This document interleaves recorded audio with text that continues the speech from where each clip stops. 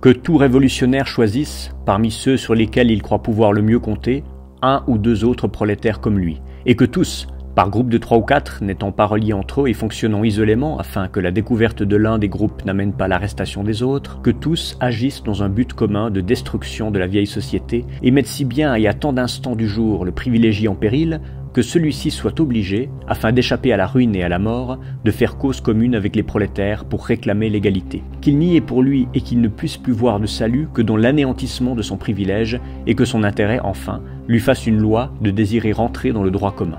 Que, par exemple, chaque groupe procède ainsi.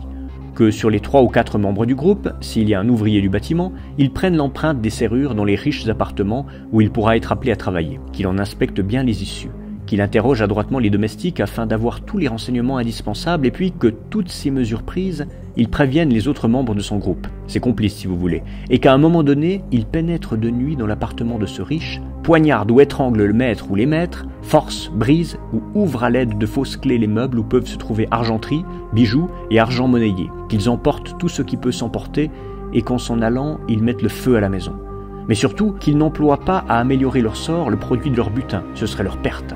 Un changement dans leur position les trahirait en les signalant à la police. Qu'ils tuent et qu'ils pillent pour détruire. Seulement, qu'ils enfouissent sous terre tout l'or qu'ils auront pu recueillir, afin que si eux ou l'un d'eux venait à être soupçonné ou découvert, cet or pût servir à la fuite. Que le groupe, qui avec le produit de ses conquêtes de nuit chez les riches pourra se procurer une imprimerie clandestine, le fasse.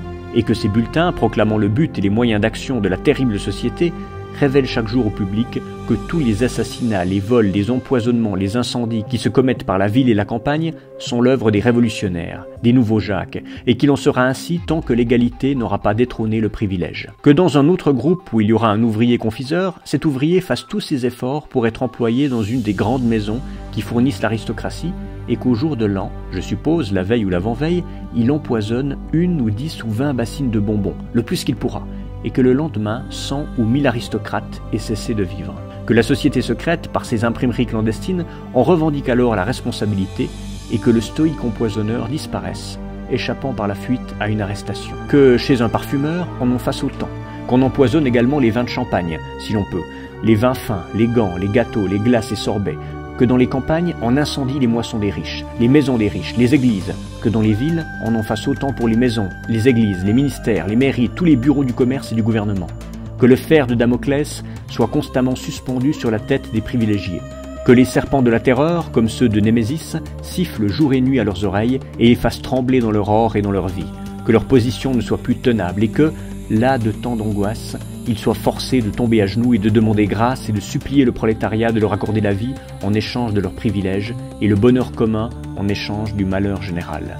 Que l'individu ou le groupe comparaissant aux assises y porte le front haut, qu'il s'y pose non en accusé, mais en ennemi, et en ennemi toujours redoutable quoi qu'il en soit où on puisse être, prisonnier ou libre, mort ou vivant, car l'homme de principe vaincu dans la lutte ne meurt jamais tout entier, et c'est là sa consolation et sa force, ses pareils lui survivent. Qu'ils disent donc à ceux qui sont là pour le condamner, « Demain, si vous ne m'acquittez, vous serez mort. J'appelle à haute voix sur vous les poignards des sociétés secrètes dont je suis un des membres, et cette invocation, sachez-le bien, c'est pour eux tous un ordre. Et maintenant, frappez-moi, si vous l'osez. » Et que le lendemain, si ce révolutionnaire est condamné, les sociétés secrètes fassent périr à tout prix et quelque péril qu'il y ait à le faire, les jurés et les juges qui auront trempé dans la sentence. Ah, messieurs de la famille, de la propriété, de la religion et du gouvernement, vous voulez du privilège? Eh bien, subissez-en les conséquences. Croyez-vous que votre vie, votre monde, votre société vermoulue tiendrait longtemps contre un tel moyen révolutionnaire, dit « ô fils de Malthus ». Mais malheureusement, les énergies sont molles aujourd'hui, et ce n'est guère qu'au lendemain d'une autre révolution encore étouffée, à la suite de nouvelles journées de juin, que cette idée pourra porter ses fruits. En attendant, j'en jette la sentence au cœur de tous les souffreteux, et allez, vous n'échapperez pas à cette nouvelle jacquerie, puisse-t-elle commencer sur l'heure.